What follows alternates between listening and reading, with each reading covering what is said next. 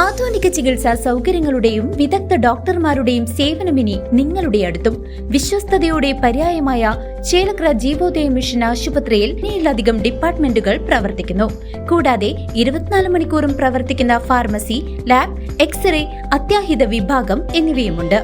അത്യാധുനിക ultrasound, 2D echo, audiometry, ECG, EMG, sleep lab, spirometry, PFT, TMT തുടങ്ങിയ പരിശോധനാ സൗകര്യങ്ങൾ ഇവിടെ ലഭ്യമാണ്.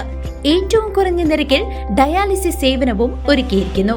അത്യാധുനിക ആംബുലൻസ്, ICU ആംബുലൻസ് സേവനവും ലഭ്യമാണ്.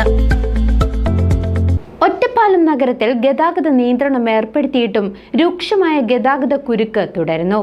പുതിയ പാലം നിർമ്മാണ സ്ഥലത്തെ പാർശ്വഭിത്തി ഇടിഞ്ഞതാണ് പ്രതിസന്ധിക്ക് കാരണം. ഈസ്റ്റ് ഒറ്റപ്പാലത്ത് പുതിയ പാല നിർമ്മാണം നടക്കുന്ന ഭാഗത്ത് പ്രധാന റോഡിന്റെ പാർശ്വഭിത്തി ഇടിഞ്ഞു താഴുന്നതിനെ തുടർന്ന് ഏർപ്പെടുത്തിയ ഗതാഗത ക്രമീകരണങ്ങൾ ഫലം കാണുന്നില്ല.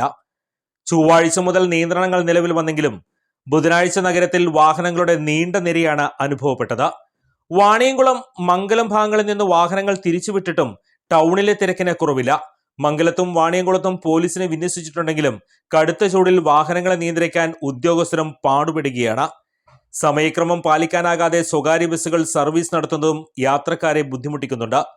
മുരിക്കുറ്റുംപാറ വഴി തിരിച്ചുവിടുന്ന വാഹനങ്ങൾ പലതിനും ചുനങ്ങാട് റോഡ് വഴി വീണ്ടും നഗരത്തിലേക്ക് തന്നെ പ്രവേശിക്കുന്നതാണ് കുരുക്കുമുറുകാൻ കാരണം. അതിനിടെ ഭിത്തി ഇടിഞ്ഞതിനെ സമീപം റോഡിൽ വീണ്ടും വിള്ളലുകൾ പ്രത്യക്ഷപ്പെട്ടത് ജനങ്ങളിൽ ആശങ്ക വർദ്ധിച്ചിട്ടുണ്ട്. ഇടിഞ്ഞ ഭാഗത്തെ കോൺക്രീറ്റ് ജോലികൾ രാത്രിയോടെ ആരംഭിച്ചതായും 2 ഘട്ടങ്ങൾ കൂടി പൂർത്തിയാകാനുണ്ടെന്നും അധികൃതർ അറിയിച്ചു.